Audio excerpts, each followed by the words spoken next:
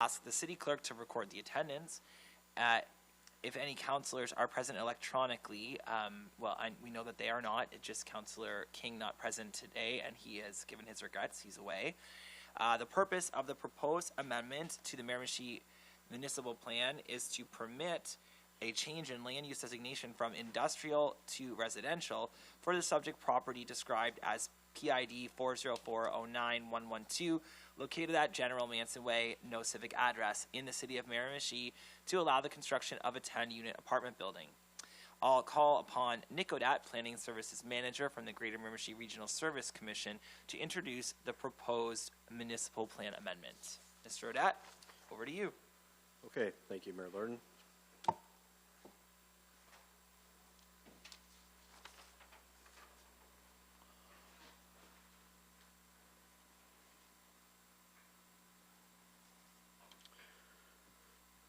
All right, so overview of the application.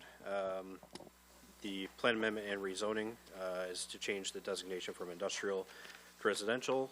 Also part of the application is a amendment to the Schedule A zoning map of the city zoning bylaw, required to change the zoning from airport compatible business to medium density A for a small portion of the property, but also medium density B for the remainder of the 24.2 hectare property. I will note that temporary use approval for this development has been granted by the Planning Review and Adjustment Committee at their March 19th meeting. This is to allow development to proceed within a one-year period from the date of approval, subject to potential approval of this plan amendment and rezoning. You can see an outline of the subject property here in blue, so it's a very large property adjacent to Route 117 and Miramichi Airport, but the access is located on General Manson Way. This is a closer view of the property. The subject portion for the R3 amendment, where the development is to take place, it's highlighted in yellow, pale yellow. As mentioned, the proposed development is a 10-unit single-story building featuring one-bedroom units with a focus on housing seniors.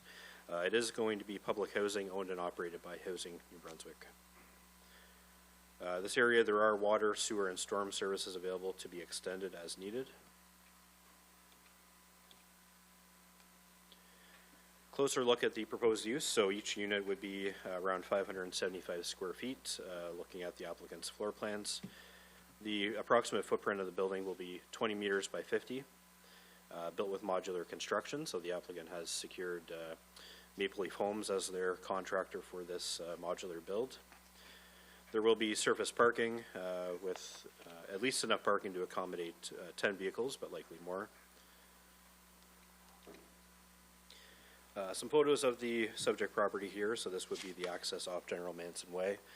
The current access, likely the driveway access point will change, but it'll depend on the final site plan. This is a view of General Manson Way looking north towards Route 117. This is looking south along General Manson Way, so the apartments in the area are to the left. The Crosby Road mini home park on the right. This is a view looking up Halifax Street from General Manson. More pictures of the apartment buildings nearby. This is the applicant's proposed site plan. So again, there are at least 10 spaces there, proposed to be serviced by 2 driveways at this point. The applicant's floor plans are also included. You can see the plan of the building here. So quite simple, just 10 units, all one bedroom, all on one floor. Looking at the planning considerations, so the reason for the requested amendment is that the subject property is currently designated entirely as industrial under the plan. This needs to be changed to residential to accommodate a residential use. The roads in the area, General Manson Way is designated a minor arterial road. The bypass, Route 117, designated primary regional route. And there's also a number of local roads in the area. There are a number of plan policies, goals, and proposals that support the or align with the proposed development. This includes adequate and diverse housing, supplying more housing to specific demographics that are at need. Diversity and density, so providing a certain type of density in this area that's may not be currently found there. Sustainable development and efficient land use. This makes use of existing services in the area like water and sewer.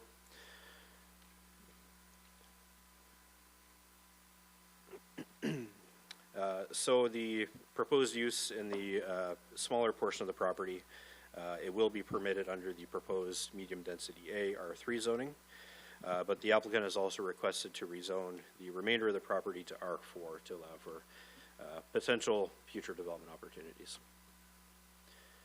The R3 zone does allow for an apartment building up to 10 units. The R3 zone also allows for a number of secondary uses, but at this point there's just the one main use proposed. As well, to note the R4 zone, so for the remainder of the property, it does allow for up to multiple buildings containing up to 24 dwelling units, along with other uses, but there are no proposed developments in this remainder of the property at this point in time.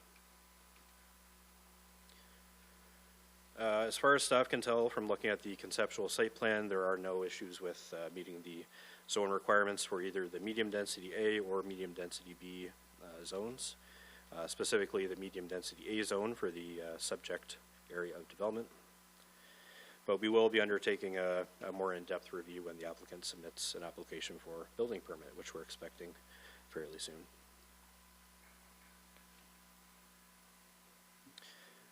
Just to note the level of risk to the temporary use approval route. So if council does not approve the plan amendment and rezoning, the applicant would have to revert the use to something that's permitted in the zone at the end of the 1-year period. So essentially, the use would have to be discontinued, either renovated or demolished, renovated into something permitted in the zone.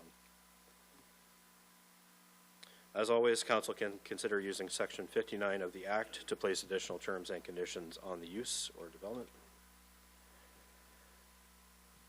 Looking at the surrounding area, the property is located in the Chatham neighborhood of the city.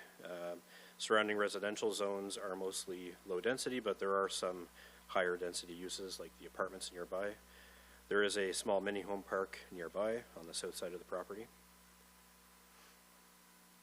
There's a mix of zones in the area as well. So looking to the north, there are some commercial zones, also more residential, and of course industrial around this area.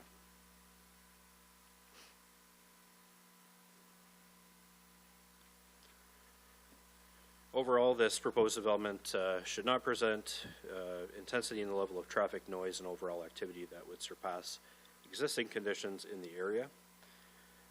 We feel that it's unlikely that residents and businesses in the area would object to the proposed development being only a 10 unit. But there could be specific neighborhood impacts and concerns identified as this progresses through the public notification process leading up to the public hearing. For this application, we reached out for comments to the Department of Engineering and Public Works at the city. They stated that the developer shall provide a plan and profile of the proposed sanitary and water main services to the development. The developer will have to pay for the cost of the services to be confirmed once the sizing and drawings have been completed. And there's to be a net zero increase in stormwater drainage. There were no other comments received.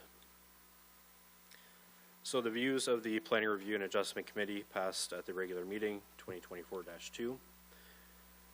Pursuant to Section 110(1) of the Community Planning Act is the view of the Planning Review and Adjustment Committee of the GMRSC that the City of Miramichi amend Schedule A, future land use map of the City of Miramichi Municipal Plan to change the designation from industrial to residential, and Schedule A, zoning map of the City of Miramichi zoning bylaw to change the zoning from airport compatible business to medium density A for a 5,220 square meter portion of the subject property, and medium density B for the remainder of the property. This is for the property described as PID 40409112, located at General Manson Waye, no civic address in the City of Miramichi, to allow the construction of a 10-unit single-story building featuring 1-bedroom units with a focus of housing seniors, subject to the following condition pursuant to Section 59 of the Community Planning Act. One, that the property be subdivided in accordance with the tentative plan submitted to the GMRSC Planning Services to the satisfaction of the development officer prior to any building permit being issued. Thank you.